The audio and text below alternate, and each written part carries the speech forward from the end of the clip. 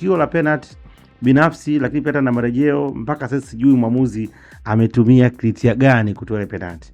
Yani uwezi ukajua, na wakati mwingine ni vema hizi video assistance kwa maana hizi TV zikawa zinaonyeshwa. Unaweza kuona kwamba tukio ukiliangalia kwa mujibu wa marejeo ya picha kutoka kwa usha matangazo, hakuna faulu ambayo ilikuwa imefanyika, kwa sababu ni mpira wa miguu. Lazima patakuwa pana sehemu ya kukusana mwili. Yaani mgusano na misukumano ni jambo la kawaida kwenye mpira wa miguu, lakini utaangalia ni msukumano wa namna gani na katika eneo gani na umetumika nguvu kiasi gani. Lakini mwamuzi ilimchukua sekunde 20 tu kuweza kuamua. Kwa hiyo ni kitu ambacho binafsi, yaani hata kama wenyewe ukiwauliza wachezaji kwamba nini kimetokea, kwa sababu kuna wengine walionyesha ameshika. Ndio. Yaani kuna wengine ambao wachezaji Simba walikuwa wanalalamika kama mpira fanya nini umeshikwa. Wengine wanakuambia pana foul. Ukija kuangalia kwenye marejeo hakuna unachokiona, isipokuwa tunaona pana mgusano baina ya mlinzi na mchezaji wa Simba ambaye alikaa kwa mbele na akaenda akaanguka. Sasa ukiangalia alivyoanguka, alisukuma kwenye bega, kwenye kiuno, uwezi kuona. Kwa hiyo haikustahili kuwa penalty kabisa. Lakini tuna changamoto ya maamuzi, na mimi sikushangaa. Maamuzi yana shida. Na hapa ndio uweza kuona ile integrity ya waamuzi. Ni kama mwamuzi alitamani kuweza kutoa penalty, na pengine alikuwa amekosa the good chance, na ndio ikawa nafasi. Kwa hiyo ni goli ambalo total sio goli ambalo Simba lideserve kuweza kupata ile goli 100%. Sawa, kwa shida tunaona sio teknolojia, kwa sababu teknolojia tunayo. Kwa shida ni waamuzi. Na mimi nilizungumza kwa mwanzo, kama nakumbuka, hata nilikuwa nazungumzia kuhusu issue ya VAR. Nilikwambia changamoto yetu sisi sio VAR. Yaani hata kama zifungwe 200, kwa sababu VAR wanaongoza watu. Kwa hiyo jambo la kwanza ambalo nilitegemea kabla hawajaingia kwenye video, mimi mtazamo wangu ilikuwa ni kuboresha viwango vya waamuzi, yaani kutengeneza ile integrity na kutengeneza ile hali ya kupenda kufanya kazi kwa weledi kwa waamuzi. Yaani kwa jambo la kwanza kabisa tungefanikiwa hilo kwanza, ndio tunge move kwenye step nyingine. Lakini sisi tumeruka.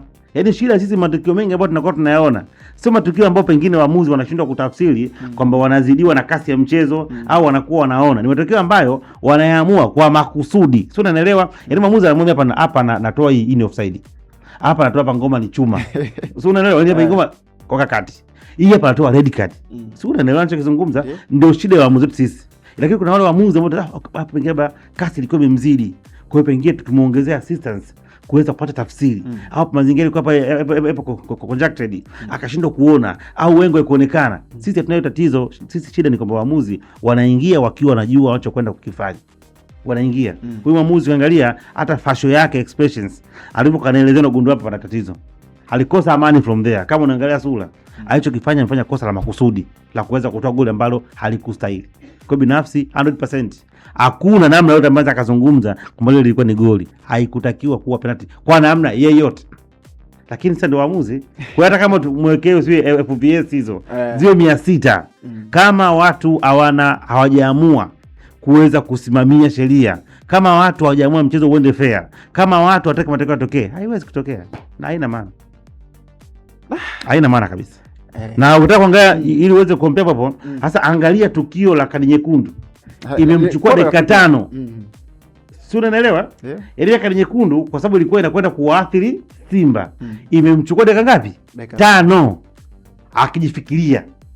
Kwa walikuwa wanashauriana. Hakuna kitu. Yaani matukio yote ambayo yanakuwa yako against na timu kubwa ni matukio ambayo yeye mwamuzi anakuwa hayamfurahishi. Si unaelewa? Matukio ambayo yanakuwa kwa against na timu kubwa mwamuzi anakuwa hayamfurahishi. Kwa pale alijiuliza kwa sasa nifanyaje, natoaje, wakati ilikuwa hata haina haja. Yaani kama ilikuwa liko very clear. Sio, unaelewa? Yaani kama ukaenda kuangalia pap unagundua red card unatoa. Sasa alikuwa discuss nini? Ndio unataka kujuza kitu hapa. Yaani alikuwa anawasiliana kitu gani? Labda walikuwa ni dangerous play, yaani ile pale wewe ni mtu wa mpira bwana Linga. Wewe ukiangalia tu. Of course mpira wakati mwingine tunachoangalia hapa sio alikusudia au hajakusudia. It was real dangerous play. So unaelewa, ni kama ambayo itokea ile ya Pacome. Dangerous play. Lakini jamaa wala hakukusudia, lakini dangerous play. So unaelewa? Kwa hiyo ukiangalia tu haikuhitaji dakika moja. Ukiangalia tu mbaya amekwenda mpiga kwenye kifundo cha mguu, ni hatari, ungeweza kuvunja mguu, ilikuwa ni pale pale straight kwenda kadi. Lakini imemchukua more than 3 seconds, minutes mpaka dakika 5 ndio anakuja kuamua, dakika 6 na anakuja kuamua sasa kwa tukio ile. Kwa hiyo unagundua kwamba ni namna gani pamekuwa pana ugumu wa kutoa maamuzi yaliyo sawa ambayo inakwenda kuathiri timu pendwa. Kwa hiyo mwamuzi alingea matokeo yake. Unahitimisha hivyo. Yaani yeye alingea matokeo yake. Sasa sio mpira. Ifike hatua Simba, Yanga, Azam, timu nyingine zote kama zinatakiwa zifungwe. Kama zinatakiwa zitoke sare, zitoke sare. Na kama zinatakiwa zishinde. Lakini hii maana yake unakwenda kudemoralize timu ndogo kwamba wewe una namna yote ya kuweza kushinda. Hakuna namna moja kuweza kushinda. Kitu ambacho hakina maana. Hasa kama basi ligi hiyo ya timu 3 tu. Mchukue Simba, Yanga na Azam, wawekeni wacheze. Waudiane mara ngapi mpaka ligi ije kuisha. Si unaelewa sio? Kwa sababu unagundua kwamba mazingira yamekuwa binafsi. Mwamuzi leo ni is more than less. Hastahili kuonyesha ligi kuu kwa kiwango kile ambacho amekionyesha. Kwa sababu alikuwa yuko bias na alikuwa na matokeo. Angalia baadhi ya fouls ambazo zinatokea, unamuona kabisa. Hiyo yenyewe ambayo tunazungumzia ilikuwa red card. Alikuwa yuko nia baina eneo. Alipeta. Kuweza kutoa. Unaelewa? Hakuweza kutoa. Wakati tukio ambao alikuwa analiona kwa macho yake. Mpaka watu walipokwenda kuona, na limechukua dakika 3 kama unakumbuka. Limepita tukio lile, kwenda kutokea tukio lingine la Simba, wale wakaenda kulalamika, ndio wanakuja kurudisha nyuma. Maana yake alikuwa ameshajiondoa katika utaratibu wake. Angalia fouls ambazo alikuwa anafanywa libasa gewe. Ni fouls, lakini alikuwa iko very active mwamuzi. Yaani hapo foul. Lakini angalia vijana wa Singida wakifanya foul. Tuna changamoto ya waamuzi wetu hawa. Natakaongezea naona ni shida kwamba Simba kama watakosa ubingwa mwaka huu. Yaani Simba kama watakosa ubingwa mwaka huu basi hawataupata tena. Kwa sababu gani nikwambie kitu? Yaani kwa haraka kutumia akili ndogo tu, bodi ya ligi au TFF walichokifanya. Simba mechi zake zote za kwanza wamepangiwa ugenini. Kipindi gani? Kipindi cha kiangazi hiki. Unatakiwa uelewe hichi kipindi cha kiangazi. Jua linawaka, viwanja vimekauka. Mpaka viwanja vya mikoani mpira unatembea. Kipindi sasa Yanga anamaliza mechi za hapa mjini, anaelekea mikoani sasa. Simba anarudi mjini. Kule ndio utakuwa mvua zinanyesha kweli kweli. Kwa hiyo tegemea kweli kutakuwa na maji au madimbwi, mpira utembei. Simba akija hapa atakuwa mpira unatembea, anaendelea kushinda. Lengo kule Yanga aende akaribu mechi ili tukose ubingwa. Lakini sasa Mungu alipokuwa ajabu, hawajui kama Yanga imesajili mara 2 hapo. Hata huko atakwenda kushinda tu. Yaani popote atakaofanya kutaka kuibeba Simba chukue ubingwa, haitaweza kufanya hivyo kutokana na kikosi kilichokuwa cha Yanga. Yanga wako vizuri kuanzia idara ya viongozi, wanachama, mashabiki mpaka na benchi la ufundi na kila kitu. Kwamba Yanga atakwenda kutangaza ubingwa tu popote atakavyokuwa. Yaani unamwona kabisa muamuzi anatetemeka. Sawa, bwana Chief, tumalizie mwisho hii kwamba nataka tujue sasa kwa namna ambavyo Simba wamecheza, competition level yake ipoje. Tumeona akiwa ugenini licha ya hayo mambo ya maamuzi, lakini kiwango chake mpaka half time tumeona mnyama alikuwa ameweza kutawala mchezo kwa takriban 67%, lakini pia tumeona pasi mashuti ambayo amepiga yalikuwa ni mashuti 7, 3 yakilenga lango, 4 yakiwa hayajalenga lango. Lakini kwa upande wa Singida wao waliweza kupiga shuti moja tu on target na ndio iliweza kuwa bao. Kwako wewe una mtazamo gani kwa hili? Tumalizie namna ya performance sasa ya uwanjani, turudi kitaalam namna timu inavyocheza. Kitaalam nafikiri Simba mwalimu ana struggle kuweza kuimarisha kwenye eneo la katikati. Timu imekosa balance. Na kwa hiki ambacho kimetokea leo, ukikutana na timu ambayo ina umakini, maana yake angeweza kuadhibiwa katika mechi leo hii, kwa sababu timu imekuwa, of course ni mfumo ambao unaweza kukusaidia kuwa much more reactive kusaidia kwenye eneo la adui, lakini when it comes kwenye counter attack unaweza ukaathiriwa zaidi.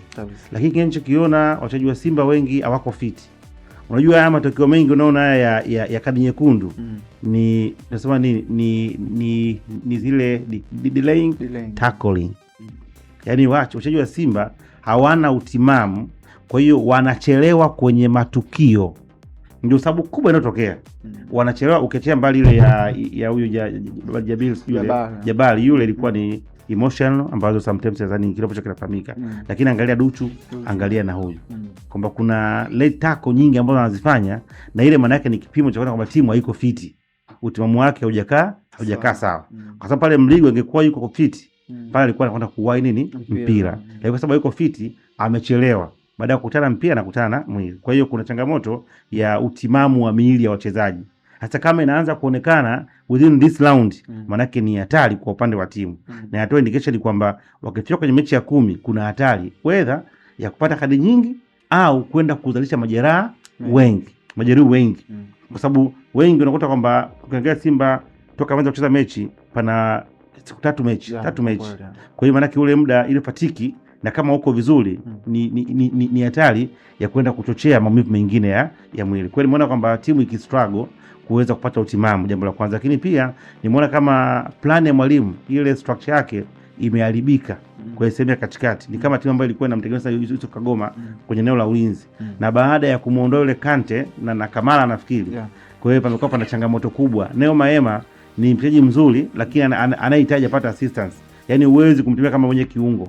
Ni kama leo hii umchukue Duke Abuya umwambie shika dimba. Uwezi kuona impact yake.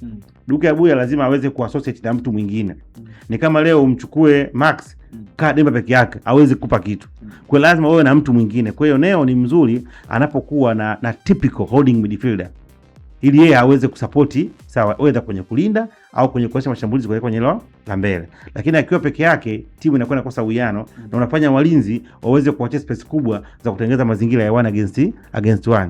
Na wacha nzo kiona. Kwa hiyo nilichokiona ni kwamba bado timu ina changamoto hasa kwenye eneo la ulinzi. Eneo la mbele wanapata matokeo kwa sababu ya self innovations. Uwezo wa mtu mmoja lakini si uwezo wa kitimu. Sababu Chama akipata mpira anaweza kaamua, anakomposha hali ya juu. Na niko mwangalia Nseti Aura yeye peke yake anaweza kufanya jambo. Mpanzu anaweza. Na Ndili Basegwe sasa ndio amekuwa peak of the team. Amepiki sana. Na amekuwa ana mchango mkubwa na kama wangekuwa wanaweza kumtumia Basegwe. Hapa tunapozungumza angekuwa amechangia zaidi ya magoli 7. Kwa ukiangalia leo hii kuna pasi 3 za macho amezitoa. Zimeshindwa kufanya kazi. Alimpigia Chama, alimpigia Aura, alimpigia Mpanzu. Yale yote ni magoli lakini kasi yake ni ya juu kuliko nyota wenzake. Kwa hiyo whether anapiga ikiwa wako nyuma au wako mbele zaidi. Kwa hiyo nafikiri bado wanatakiwa waweze kuimarisha kutengeneza msawazo wa kiwiano. Usiangalie tu umeweza kushinda lakini unaangalia na makosa ambayo umeweza kuyatengeneza. Unaona? Kwa hiyo leo ukiangalia ni mechi ambayo ilikuwa ni hasara ukiondoa ile goli. Na hapakuwa na mazingira mengine yote ya hatari ya moja kwa moja isipokuwa tu uwezo wa mtu mmoja. Kwa nafikiri mwalimu Steve Barker anajitahidi kuendana na mazingira na kuchange mbinu lakini itafika hatua akutana timu ambazo zina piki ya juu naweza kwenda kumsumbua.